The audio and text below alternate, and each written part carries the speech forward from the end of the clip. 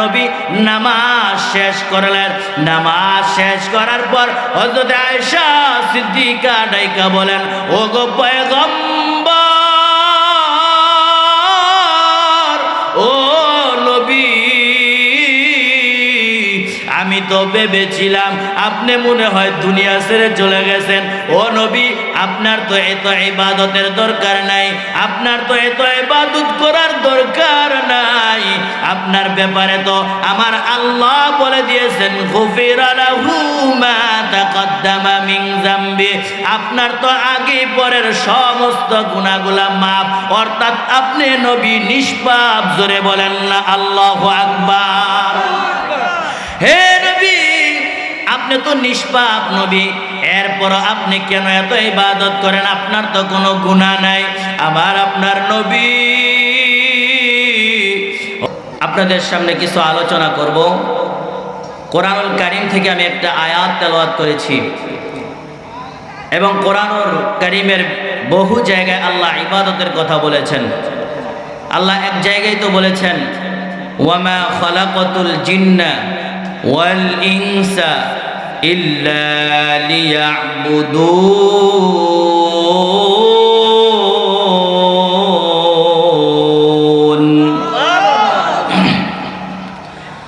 আল্লাহ রাব্বুল আলামিন কোরআনুল কারীমের মধ্যে ডাক দিয়ে বলেন, হে বান্দা বান্দি, আমি আল্লাহ রাব্বুল আলামিন তোমাদেরকে একটা উদ্দেশ্য নিয়ে বানাইছি। আমরা যদি বলি, আল্লাহ এই দুনিয়াতে আপনি কেন পাঠাইছেন আমাদেরকে? আল্লাহ বলেন, একটা উদ্দেশ্য নিয়ে পাঠাইছি আমি আল্লাহ রাব্বুল আলামিন। আমি তোমাদেরকে ইবাদতের জন্য বানাইছি। জোরে বলেন না সুবহানাল্লাহ। আল্লাহ বলেন, বান্দা তুমি কি মনে করেছো আমি আল্লাহ অযথায় বানাইছি? আমি আল্লাহ অযথায় তোমাদেরকে বানাই নাই, এমনেই বানাই নাই। আমি আল্লাহ তোমাদেরকে কোনো একটা কাজের জন্য বানাইছি। আল্লাহ বলেন, অযথায় বানাই নাই। আল্লাহ ডাক দিয়া বলেন, আফাহাসিবতুম আন্নামা খালাকনাকুম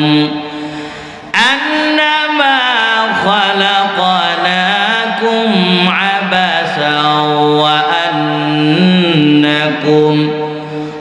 আন্নাকুম ইলাইনা লা তুরজাউন।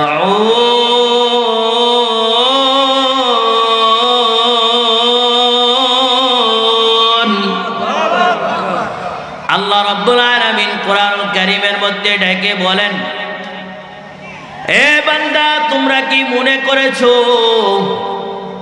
আন্নামা খালাকনাকুম, আমি আল্লাহ তোমাদেরকে সৃষ্টি করেছি মনে হয় অযথায়? এটা মনে করেছো?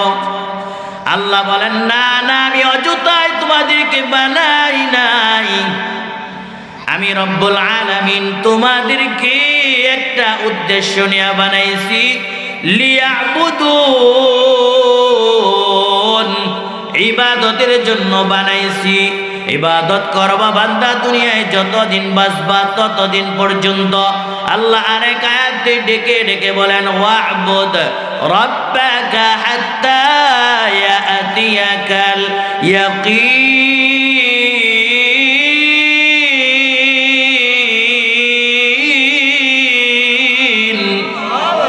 রব্বুল আলামিন ডেকে বলেন, ইবাদতের জন্য আমি আল্লাহ বানাইছি। ইবাদত কতটুকু পর্যন্ত করবা?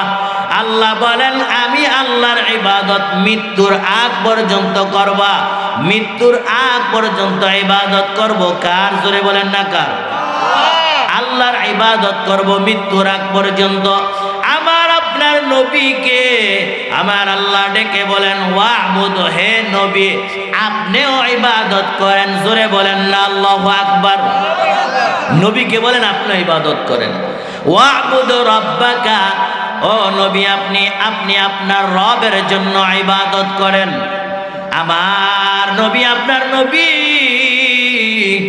সাইয়্যিদুল মুরসালিন নবী আমার গো, ইবাদতের কথা শুনিয়ে আমার আল্লাহর নবী সাল্লাল্লাহু আলাইহি সাল্লাম এত বেশি ইবাদত করা শুরু কইরা দিলেন। আল্লাহর নবী মুহাম্মদ আরবি তিনি ইবাদত করেন, রাতে ইবাদত করেন, দিনে ইবাদত করেন, সারাটা রাত কেটে যায় আমার আপনার নবী ইবাদতের মধ্যে কাটায়া দেন। আল্লাহু আকবার বলেন।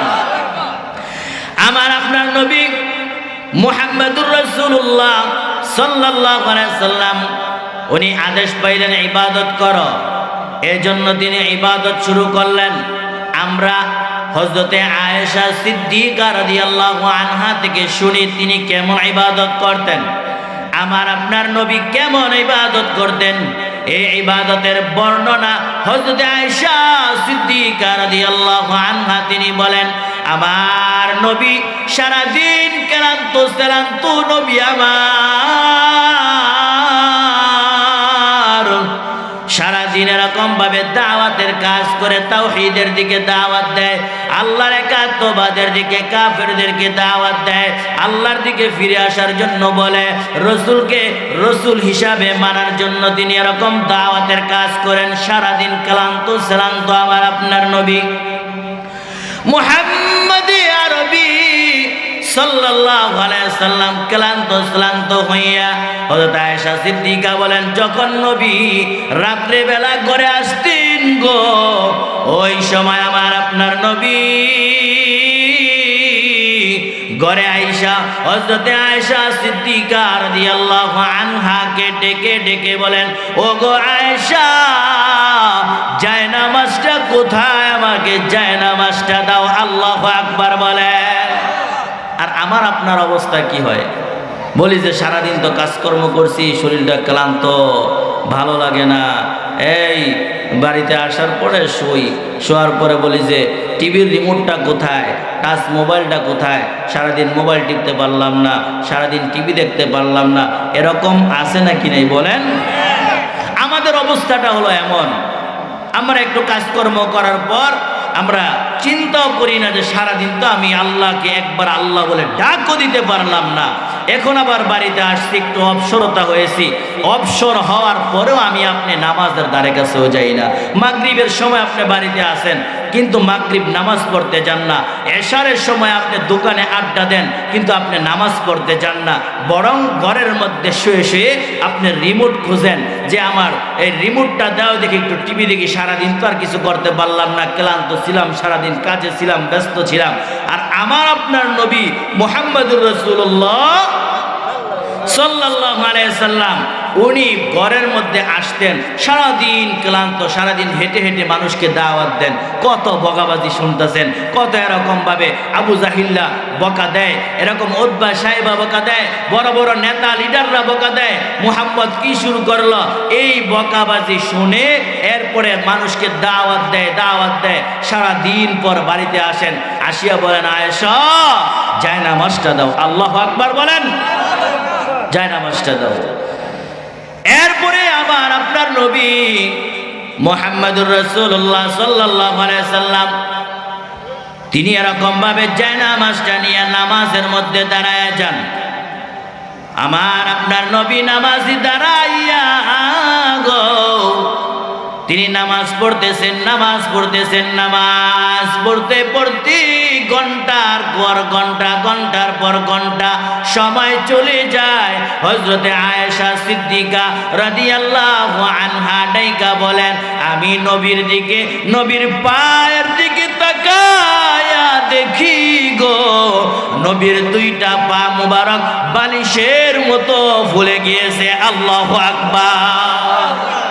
নবীর পা বালিশের মতো ফুলে গেছে। দাঁড়ায় থাকতে ঘন্টার পর ঘন্টা দাঁড়ায় তিনি কোরআন তেলাওয়াত করেন। ঘন্টার পর ঘন্টা দাঁড়াইয়া আল্লাহর জন্য কিয়াম করেন। তিনি দাঁড়ায় নামাজ পড়েন। নবী মুহাম্মদ সাল্লাল্লাহু আলাইহি সাল্লাম অনেক সময় পরে তিনি এরকম রুকু করেন, রুকুতে আবার অনেক সময়, এরপরে সিজদা করেন, সিজদার মধ্যে আবার এত বেশি সময় তিনি দিতেন। হযরত আয়েশা সিদ্দিকা রাদিয়াল্লাহু আনহা বলেন, আমি নবীর দিকে তাকায়া আমি ভেবেছিলাম আমার নবী মনে হয় দুনিয়াতে নাই, মনে হয় নবী দুনিয়া ছেড়ে চলে গেছে। আমি নবী সাল্লাল্লাহু আলাইহি সাল্লাম কি দুনিয়া ছেড়ে চলে গেলেন নাকি, ইন্তেকাল হয়ে গেলেন নাকি, এই বই আমি নবীজির পায়ের মধ্যে একটু খোঁচা মারছি। এরপরে দেখি নবীজি না ইন্তেকাল করেন নাই, রাসূলুল্লাহ সাল্লাল্লাহু আলাইহি সাল্লাম সিজদা থেকে উঠছেন। আল্লাহু আকবার বলেন। আমার আপনার নবী মুহাম্মদে আরবি নামাজ পড়তেছেন এত সময় নিয়া, সিজদার মধ্যে পড়ে রইছেন এত সময় নিয়া, যে সিজদা থেকে উঠবে কি উঠবে না জানে না। ও রাসূলুল্লাহ সাল্লাল্লাহু আলাইহি সাল্লাম বোধহয় ইন্তেকাল করেছেন এটাই ভেবেছিলেন হযরতে আয়েশা। এরপরে আমার আপনার নবী নামাজ শেষ করলেন। নামাজ শেষ করার পর হযরতে আয়েশা সিদ্দিকা ডাইকা বলেন, ও গো পয়গম্বর, ও নবী, আমি তো ভেবেছিলাম আপনি মনে হয় দুনিয়া ছেড়ে চলে গেছেন। ও নবী, আপনার তো এত ইবাদতের দরকার নাই, আপনার তো এত ইবাদত করার দরকার নাই, আপনার ব্যাপারে তো আমার আল্লাহ বলে দিয়েছেন গুফিরা লাহু মা তাকদ্দামা মিন যামবি, আপনার তো আগে পরের সমস্ত গুনাহগুলা মাফ, অর্থাৎ আপনি নবী নিষ্পাপ। জোরে বলেন না আল্লাহু আকবার। হে নবী, আপনি তো নিষ্পাপ নবী, এরপর আপনি কেন এত ইবাদত করেন? আপনার তো কোনো গুনাহ নাই। আমার আপনার নবী হযরত আয়েশা সিদ্দিকাকে ডাইকা বলেন, ও আয়েশা, আনা উহিব্বু আন আকুনা আবদান শাকুরা। ও আয়েশা, আমি কি আল্লাহর শুকুর গুজার বান্দা হব না? আল্লাহু আকবার। নবী বলেন যে আমি কি শুকুর গুজার বান্দা হব না? আয়েশা তুমি কি বলো, আমি আল্লাহর কাছে কি আমি আল্লাহর পছন্দের বান্দা হব না? কার কথা এটা? নবীর কথা। কার কথা? নবীর কথা, যার কোনো গুনাহই নাই। আমার আপনার রাসূল সাল্লাল্লাহু আলাইহি ওয়াসাল্লাম ইবাদতের আদেশ পাইয়া, আল্লাহ যখন আদেশ করলেন ইবাদতের, এই আদেশ পাইয়া তিনি এত বেশি ইবাদত শুরু করলেন। সারা রাত ইবাদত করেন, সারা রাত ইবাদত করেন। ওদিক দিয়ে আমার আল্লাহ রাব্বুল আলামিন রাসূলকে ভালোবেসে মুহাব্বত করে আল্লাহ রাব্বুল আলামিন নবীকে ডাক দিলেন, ইয়া আইয়ুহাল মুযাম্মিল কুমিল লাইলা ইল্লা কালিলা। আল্লাহ নবীকে পছন্দ করে মোহাব্বত করে আল্লাহ রাব্বুল আলামিন তিনি ডাক দিছেন, ও পয়গম্বর, ও কম্বলওয়ালা নবী, ও চাদর মুরানেওয়ালা নবী, ও নবী, আপনি সারা রাত্র কেন ইবাদত করেন? আপনি সারা রাত্র তো ইবাদতের দরকার নাই। ও নবী, আপনি রাতে 3 ভাগের 2 ভাগ ঘুমান, 1 ভাগ ইবাদত করেন। নিসফাহু আও ইনকুস মিনহু কালিলা। নবী, আপনি অল্প সময় আপনি ইবাদত করেন। কুমিল লাইলা ইল্লা কালিলা, রাতের অল্প সময় ইবাদত করেন, বেশি সময় ঘুমান। তাহলে আমার আপনার নবী কেমন ইবাদত করতেন? যে নবী এত বেশি ইবাদত করতেন, যার কারণে আমার আল্লাহ ভালোবেসে মুহাব্বত করে আয়াতগুলা নাজিল করে দিলেন। আল্লাহু আকবার বলে। কেমন ভালোবাসছেন নবীকে। আর নবী আমার আল্লাহর প্রতি কেমন মুহাব্বত। ওয়াবুদ রাব্বাকা, এই কথা বলছে নবী ইবাদত করেন, আর আল্লাহর নবী ইবাদত শুরু করে দিয়েছেন। কেমন ইবাদত করছেন নবী আমার। এই যে এখন সামনে রমজান, রাসূলুল্লাহ সাল্লাল্লাহু আলাইহি সাল্লামের হাদিস থেকে পাই, রমজান আসার আগে যেই শাবান মাস আসতো, শাবানের আগে রজব মাস, যখন নাকি রাসূলুল্লাহ রজব মাস আসতো তখন থেকে রাসূল রমজানের প্রস্তুতি গ্রহণ করতেন। সুবহানাল্লাহ বলেন। রজবের মধ্যে রাসূল দোয়া পড়তেন, আল্লাহুম্মা বারিক লানা ফি রজবা ওয়া শাবান ওয়া বাল্লিগনা রমাদান। তাহলে বোঝা গেল রজব মাস আসলেই আল্লাহ তাআলার কাছে দোয়া শুরু করতেন, আল্লাহ রমজান আসতেছে গো মালিক, আপনি এই রমজানের ইবাদত যেন আমি করতে পারি, রমজানের ফয়েজ বরকত যেন আমি পাই, এই জন্য আপনি আমার হায়াতের জিন্দেগিটা রমজান পর্যন্ত পৌঁছায়া দেন। এই জন্য দোয়া করতেন রাসূল।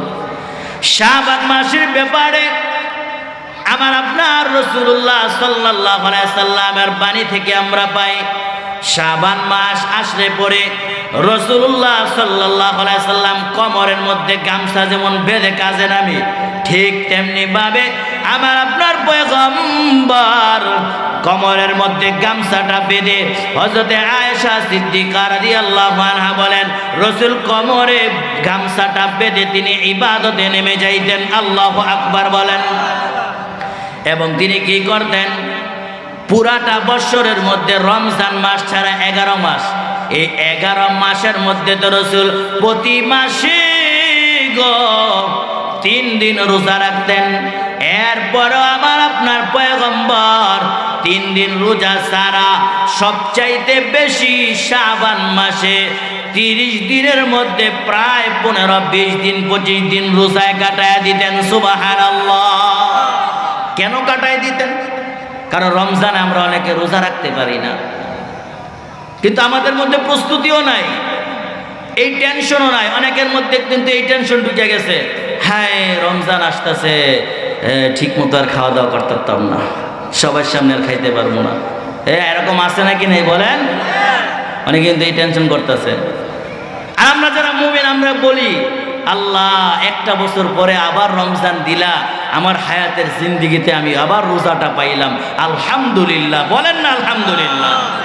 এটা বলবে কারা? মুমিন বলে এই কথা, মুমিন এই কথা বলে। আর যারা মুমিন না, ভিতরে আল্লাহর মোহাব্বত নাই, ভয় নাই, তারা চিন্তা করে যে রমজান তো আসছে, তো টেনশন, রমজানের মধ্যে তো বাইরে হেঁটে হেঁটে সিগারেট খাওয়া যাইব না, ঠিক কিনা বলেন? রমজানে তো হেঁটে হেঁটে এরকম ভাবে আমি বা দোকানে বসে বসে চা খাইতে পারবো না খোলামেলা, রমজানে তো আমি এরকম আরো যা কিছু আছে খাবার, হাইটা হাইটা চলতে ফিরতে তো আমি খাইতে পারবো না। তারা কিন্তু টেনশনে পড়ে গেছেন। আবার টেনশন করে যদি কেউ জিজ্ঞাসা করে কিরে রোজা রাখছো নি, তখন আমি কি বলবো? এই যাক মিশা কোথায় কয়ে দিব না, রোজা রাখছি বেটা। ওইটাই একটা ব্যাপার যে অনেকে রোজা রাখে না, কিন্তু ভয় আছে, কারো কাছে বলেও না, রোজা রাখতে পারে না, আর কি করব, তো সে এই গোপনে এরকম রোজা ভাঙে। এটা একটা ব্যাপার। কোন কোন শয়তান আছে, শয়তান মানুষ শয়তান, শয়তান কিন্তু দুইটা, জানেননি? জিন আর শয়তান একই, জিন থেকেই শয়তান হয়েছে। জিনকে যেভাবে তৈরি করছে আল্লাহ, শয়তানকে এভাবেই তৈরি করছে। তো কোরআনুল কারীমের সূরা নাসের মধ্যে আপনারা অনেকেই পারেন, মিনাল জিন্নাতি ওয়ান নাস, জিন এবং মানুষ শয়তান। জিন শয়তান, মানুষ শয়তান থেকে আল্লাহ হেফাজত করো। এই জায়গার মধ্যে আমরা আল্লাহর কাছে আশ্রয় চাই, আল্লাহ জিন শয়তান আর মানুষ শয়তান থেকে হেফাজত করো। তো যেটা বলতেছিলাম, তো শয়তান মানুষের মধ্যে আছে না, এরকম কিছু বেয়াকুব বেআকল শয়তান এগুলা বলে, সবার সামনে খায় আর বলে যে এই আমি কিরে রোজা রাখছ নাই, আবার সবার সামনে খাইতেছস, কত কি হয়েছে, কেমন না বেটা, লজ্জা না? এই লজ্জা পাম গেলে আল্লাহরই ভয় পাই না, তোরে ভয় পাই কি করবো, মানুষরে ভয় পাই কি করবো, আছে নাকি নাই? কেমন বলদের ঘরের বলদ, চিন্তা করে না ওরা। হ্যাঁ আল্লাহর এই ভয় পাই না, তোরে ভয় পাই কি করবো? তুই ভয় পাস না কেন আল্লাহরে? কেন দুনিয়াতে আসলি তুই? আল্লাহ তো তোকে সৃষ্টি করছেন ইবাদতের জন্য। এত সুন্দর চেহারা, এত সুন্দর নাক, চোখ, কান আল্লাহ যে তোমারে দিল, এর কৃতজ্ঞতা করছোটা কি তুমি? বাবাও তো চায় কামাই রুজি করে খাওয়ায়, বড় হওয়ার পরে বাবাও কিন্তু এই টেনশনে থাকে যে আমার সন্তানটা বড় হইয়া আমারে খাওয়াইব। এরকম ফিকির না আপনাদের? আমার সন্তান যখন বড় হইব সেও আমাকে কামাই রুজি করে খাওয়াইব, এই চিন্তা করে আমি তারে লালন পালন করে 10 বছর 15 বছর পর্যন্ত 20 বছর পর্যন্ত তারে আমি খাওয়াই গেলাম। নিজের মাথার গাম পায়ে ফেলাইয়া সন্তানদের লালন পালন করলাম একটা উদ্দেশ্য নিয়ে কিন্তু। আর ওই সন্তান আবার যখন বড় হইয়া 20 বছর পর কামাই রুজি করে কিন্তু বাবা মাকে আর খবর নেয় না। এরকম আছে না? আপনাদের এলাকায় নাই মনে হয়? তখন ওই বাবার কাছে জিজ্ঞাসা কইরেন, মার কাছে জিজ্ঞাসা কইরেন, তোমার কেমন লাগে এই সন্তানরে না কত কষ্ট করে লেখাপড়া করাইছ, কত কষ্ট করে না তুমি এরকম ভাবে তারে স্কুলে নিয়ে দিয়ে আসতা, মাদ্রাসায় দিয়ে আসতা,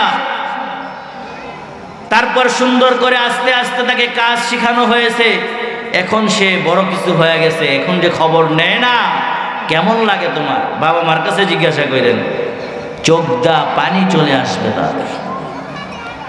তারও তো একটা উদ্দেশ্য। আল্লাহ যে তোমার আমারে বানাইলো, উদ্দেশ্য তো আল্লাহর একটা আছে, উদ্দেশ্য তো একটা আছে। আল্লাহ তো বলেন আমি লিয়াবুদুন, ইবাদতের জন্য বানাইছি। আমার তো একটাই উদ্দেশ্য, বান্দা আমি তো তোর কাছ থেকে খাওন চাই না, টাকা চাই না, পয়সা চাই না, কোনো কিছুই চাই না। আমি চাই তুই ইবাদত করবি, আর এটার দ্বারা ফায়দা তোরই হবে, তোরে আমি জান্নাত দিয়ে দেবো। সুবহানাল্লাহ বলেন। তাইলে আল্লাহ রাব্বুল আলামিন ইবাদতের জন্য আদেশ করেন। ইবাদত কত ভাবই হয়, আলোচনা বহু লম্বা, কিন্তু সংক্ষেপের মধ্যেই অল্প সময়ে শেষ করে দেব। আপনারা ইনশাল্লাহ শুনবেন তো? ইনশাল্লাহ। যেটা বলতেছিলাম, ইবাদত অনেক ভাবই হয়, ইবাদত অনেক ভাবই হয়। জিকির করেন, এটা ইবাদত না? আপনি হাঁটতেছেন, সুবহানাল্লাহ সুবহানাল্লাহ পড়তেছেন, এটা ইবাদত না? এরপরে আপনি এরকম ভাবে বাসায় বসে বসে আপনি আর আপনার স্ত্রী বা সন্তান সবাইকে নিয়ে একটু আল্লাহ এবং রাসূলের কথা বলেন, এটাও একটা ইবাদত। সুবহানাল্লাহ বলেন না? তো ইবাদত অনেক ভাবেই হয়। আল্লাহর রাসূল সাল্লাল্লাহু আলাইহি ওয়াসাল্লাম বলেন, সবচাইতে ইবাদতের মধ্যে সর্বোত্তম ইবাদত যেটার মাধ্যমে আল্লাহর নৈকট্য বেশি হাসিল করা যায়, এটা হলো নামাজ। কি? নামাজ। এজন্য আল্লাহ বারবার কোরআনে বলেন, আকিমুস সালাহ ওয়া আতুজ যাকাত ওয়ারকাউ মা'র রাকিন, নামাজ পড়ো এবং রুকুকারীদের সাথে রুকু করো। সুবহানাল্লাহ বলতেন না? তাহলে নামাজ হলো সবচাইতে দামি একটা ইবাদত। নামাজ কি?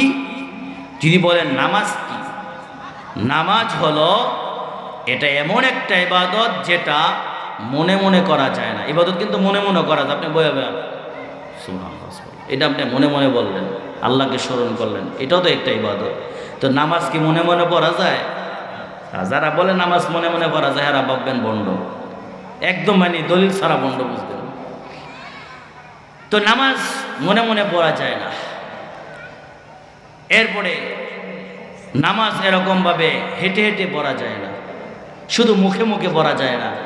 নামাজ হলো এমন একটা ইবাদত যে এই নামাজ, যেই নির্দিষ্ট একটা পদ্ধতি আল্লাহর রাসূল আমাদেরকে শিখাই দিয়েছেন, যে এই পদ্ধতিতে তুমি তোমার হাত, তুমি তোমার নাক, তুমি তোমার কপাল, তুমি তোমার পা, এরকম সমস্ত অঙ্গ প্রত্যঙ্গগুলা এক আল্লাহর জন্য জমিনে লুটায় দিবে, এটাই নামাজ। সুবহানাল্লাহ বলেন। এটার নাম নামাজ। নামাজ এমন গুরুত্বপূর্ণ ইবাদত, যে ইবাদতটা রাসূল বেশি পছন্দ করতেন। আমার আপনার রাসূল কেমন পছন্দ করতেন? কেমন পছন্দ করতেন? রাসূলুল্লাহ হাদিস শরীফের মধ্যে ডেকে ডেকে বলেন, কুররাতু আইনি ফিস সালাহ, আমার চোখের শীতলতা হলো নামাজের মধ্যে। জোরে বলেন সুবহানাল্লাহ। মানে নামাজ পড়লে আমরা বলি না এই কাজটা করলে আমার দিলটা শান্তি হয়ে যায়, এটা বলি না আমরা? রসুল বলেন নামাজ পড়লে আমার অন্তর শান্তি হয়ে যায়, চোখ শান্তি হয়ে যায়। জোরে বলেন আল্লাহু আকবার। এমন একটা গুরুত্বপূর্ণ ইবাদত আল্লাহ রসুল সাল্লাল্লাহু আলাইহি সাল্লাম বলেন কুররাতু আইনি ফিস সালাহ, নামাজের মধ্যে আমার চোখের শীতলতা রাখা হয়েছে। নামাজটা আমার এত পছন্দ, এত পছন্দ। হে মুমিন, তোমাদেরকেও আল্লাহ রাব্বুল আলামিন নামাজের আদেশ করেছেন, তোমরাও এরকম ভাবে নামাজ পড়ে পড়ে পড়ে পড়ে আল্লাহর ইবাদত গুজার বান্দা হয়ে যদি তোমরা যাইতে পারো, তাহলে আমার আল্লাহ রাব্বুল আলামিন তোমার জন্য বড় বড় বিনিময় রেখে দিয়েছেন। সুবহানাল্লাহ। নামাজের গুরুত্ব যদি বুঝাইতে যাই তাহলে সময় আরো কমপক্ষে 1 ঘন্টা। শুধু নামাজের কেমন গুরুত্ব তো আমরা বুঝে গেছি যে নামাজ একটা গুরুত্বপূর্ণ ইবাদত, যেটা রসুল পড়েছেন এবং আল্লাহ কোরআনে বহু জায়গায় বলেছেন। আল্লাহ এমন একজন মালিক, এমন একজন মাবুদ, যে আল্লাহ রাব্বুল আলামিন উনি যদি আমাদেরকে একটা আদেশ করেন বান্দা নামাজ পড়ো, এই কথাটা বললে পরে আর কোনো কিছু দরকার হয় না। যদি এলাকার মধ্যে একটা নেতা ডাক দিয়া বলেন আমাদের রাউতগাঁও এলাকার মধ্যে গাঁজা আর বাবা নিষেধ করা হয়েছে, এলাকার মধ্যে কি করা হয়েছে? গাঁজা আর বাবা নিষেধ। মনে করেন এখন তার এমপি আর চেয়ারম্যান কিছুই নেই, তো যদি আমাদের চেয়ারম্যান এরকম একটা আদেশ করলো, তখন তার আদেশটা আমরা মানব না? যারা নেতৃস্থানীয় লোক আছে প্রত্যেকটা এলাকায়, তখন তারা পায়তারা শুরু করবেন, দেখি কে কে এরকম গাঁজা বাবা খায়। কারণ চেয়ারম্যান থেকে অর্ডার হয়ে গেছে, তো এটা নিষেধ করা হয়েছে, এটা আমরা বুঝে ফেলছি। এই নিষেধ করা হয়েছে যখন বুঝে ফেললাম, তখন কিন্তু আমরা এটাকে, এই হুকুমটাকে জারি রাখার জন্য চেষ্টা শুরু করে দিব। গাজার বাবার কথা আর বেশি কইলাম না, এটা সেদিকে নাই যে না যাইলাম, সময় কম, থাক কওয়া দরকার নাই আর কিছু, কিন্তু এটা বুঝাইলাম যে এটা আদেশ করল, এটা যুবক ভালো না। এই যে আমরা এগুলার মধ্যে আসি, এটা কিন্তু ভালো না। জিন্দিগি শেষ, জীবন শেষ, যৌবন শেষ, বিয়ার তোমার করা লাগবে। আল্লাহ তাআলা মাফ করুক, সবাই বলেন না আমিন। আর মহান মালিক আল্লাহ, যে আল্লাহ রাব্বুল আলামিন আমাকে বানাইছে, আমার বাবাকে বানাইছে, আমার দাদাকে বানাইছে, দাদিকে বানাইছে, নানাকে বানাইছে, নানিকে বানাইছে, মাকে বানাইছে, বাবাকে বানাইছে, আসমান বানাইছে, জমিন বানাইছে, পাহাড় পর্বত বানাইছে, সেই মালিক যদি একটা বার বলে বান্দা আমি আল্লাহ তোমাদের উপর নামাজকে ফরজ করলাম, আর কোনো কিছু বলা দরকার আছে? আর দরকার আছে? এত বড় মালিক বইলা দিচ্ছেন শেষ। এরপর আল্লাহ বারবার বলছেন, বুঝার লাইগা বারবার বলছেন, দেখ বেটা এটা কত গুরুত্ব দিয়েছি আমি আল্লাহ, এটা আমি আল্লাহর কাছে অনেক পছন্দনীয় একটা ইবাদত। আল্লাহ রাব্বুল আলামিন বারবার বলেছেন, একবার বললেই তো হয়ে যাইত, বারবার বলে বলে বলে বলে আল্লাহ আমাদেরকে এরকম বুঝাইছেন নামাজের অনেক গুরুত্ব। নামাজ পড়ো রে বান্দা, নামাজ পড়ো রে বান্দা, নামাজ পড়ো। আল্লাহর নবী সাল্লাল্লাহু আলাইহি ওয়াসাল্লাম, আল্লাহর নবী সাল্লাল্লাহু আলাইহি ওয়াসাল্লাম নামাজের গুরুত্ব বুঝাইতে গিয়া এক হাদিসের মধ্যে বলেন, আমার আপনার নবী মক্কার মধ্যে যখন এরকম ভাবে নামাজের দাওয়াত দেয়, তাওহীদের দাওয়াত দেয়, এক আল্লাহর দিকে দাওয়াত দেয়, যখন নাকি তাওহীদের দিকে মানুষগুলারে দাওয়াত দেয়, মক্কার মানুষগুলা কাফেরগুলা আল্লাহ মানে না, রসুল মানে না, রসুলকে চিনে না, এমন এক মুহূর্তে গো আমার নবীর উপর জুলুম নির্যাতন শুরু করে দিয়েছে। এমন জুলুম, এমন নির্যাতন রাসূলুল্লাহ আর সহ্য করতে পারতেছে না। আমার আপনার নবী জুলুম সহ্য করতে না পেরে আবার আপনার নবী তায়েফের মধ্যে যাওয়ার জন্য চিন্তা করলেন, যাই তায়েফের মধ্যে গেলে যদি জুলুম নির্যাতন শেষ হয়, তায়েফবাসী বোধ হয় ভালো হবে, তারা মনে হয় আমার দাওয়াতের কথা শুনবে, এক আল্লাহর দিকে দাওয়াত দিব, দাওয়াত মনে হয় তারা শুনবে। এজন্য আমার আপনার নবী জুলুম নির্যাতন থেকে বাঁচার জন্য এবং মানুষদেরকে দাওয়াত দেওয়ার জন্য তায়েফের ময়দানে গেছেন, তায়েফের জমিনে গেছেন, এলাকায় গেছেন। তায়েফের মধ্যে যাওয়ার পর আমরা বহু আছে শুনি, কত কাহিনী নবীর সাথে ঘটেছে। আমার নবী তায়েফবাসীরে দাওয়াত দেয়, তায়েফবাসীরে যখন দাওয়াত দেয় গো, আমার আপনার নবী মুহাম্মদুর রাসূলুল্লাহ সাল্লাল্লাহু আলাইহি সাল্লাম দাওয়াত দেয়। ওইদিকে মক্কার কাফের বড় বড় বেঈমান লিডাররা তায়েফের মধ্যে এসে মানুষদেরকে জানায়া দিলেন, ও তায়েফবাসী গো, এটা হইল পাগল, এই পাগল আমাদের দেশে ছিল, এখন তোমাদের এলাকায় ঢুকছে, এই পাগলকে কিন্তু এলাকায় জায়গা দিবা না, এই পাগলকে কিন্তু এলাকার মধ্যে রাখবা না। এজন্য কাফের বেঈমানেরা আমার আপনার নবীকে পাগল বলে বলে বলে বলে তাদের কাছে পরিচয় করাইছে। কাফের বেঈমানেরা ছোট ছোট বাচ্চাগুলারে শিখাইয়া দিছেন, এ ছোট বাচ্চারা তোদেরকে কিছু টাকা দেব, কোনো খাবার দেব, খাওয়াইব, তোরা কিন্তু এই লোকটারে দেখবি যেখানে সেখানে ইট পাটকেল মারা শুরু করে দিবি। নাউজুবিল্লাহ। আমার নবীকে ইট মারার জন্য, ডিল মারার জন্য তায়েফবাসীদেরকে বলে দিয়েছেন আবু জাহিল্লা, উতবা, সাইবা, বড় বড় কাফেররা বলছে নবীকে এই পাগলটারে জেনে দেখবি সেখানেই মারা শুরু করবি, তোদের এলাকায় যেন না থাকতে পারে। আবার নবী বলেন তারা এরকম ভাবে পাথর মারা শুরু করছে, তারা এরকম ভাবে পাথর মারা শুরু করছে। আবার নবী সাল্লাল্লাহু আলাইহি সাল্লামের সাথে যায়েদ বিন হারিস রাদিয়াল্লাহু আনহু ছিলেন। উনি ডাইকা বলেন, আমি নবীর দিকে তাকায়া দেখি নবীর শরীর থেকে রক্তগুলা টপ টপ টপ টপ করে পড়তেছেন। পড়তে পড়তে রাসূলের গায়ের মধ্যে চাদর মুবারক ছিল, চাদরটা রক্তে ভিজে গেছে।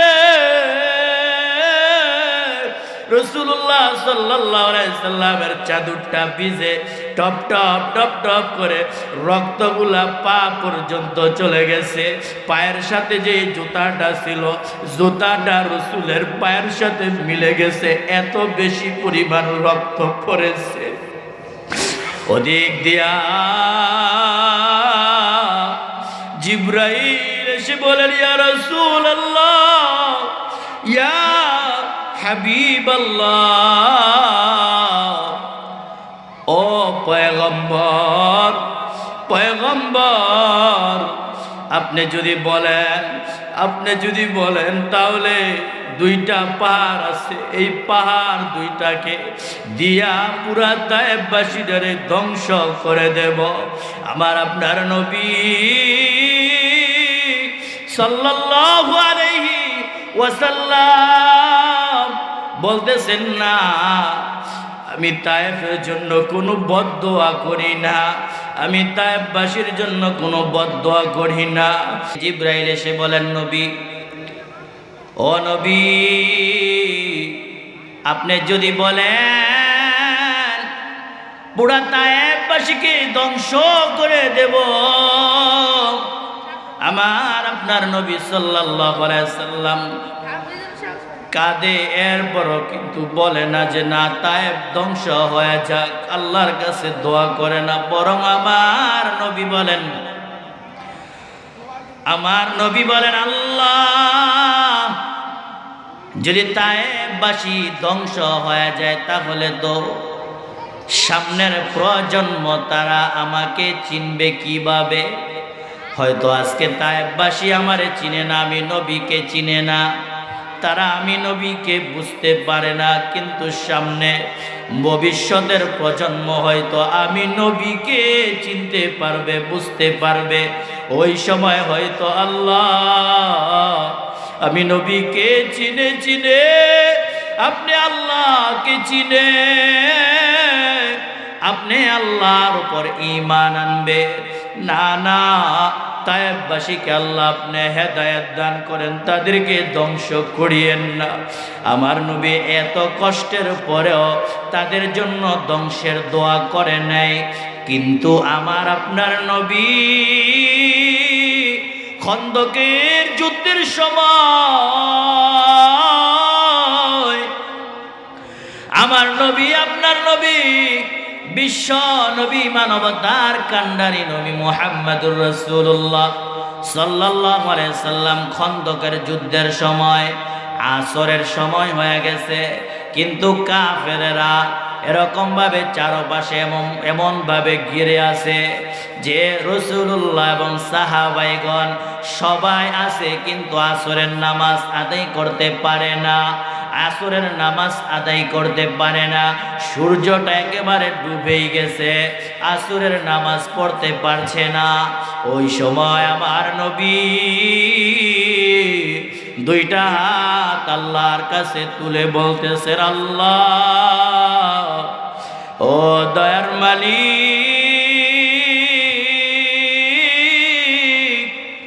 এই বেঈমান কাফেররা আমি নবীকে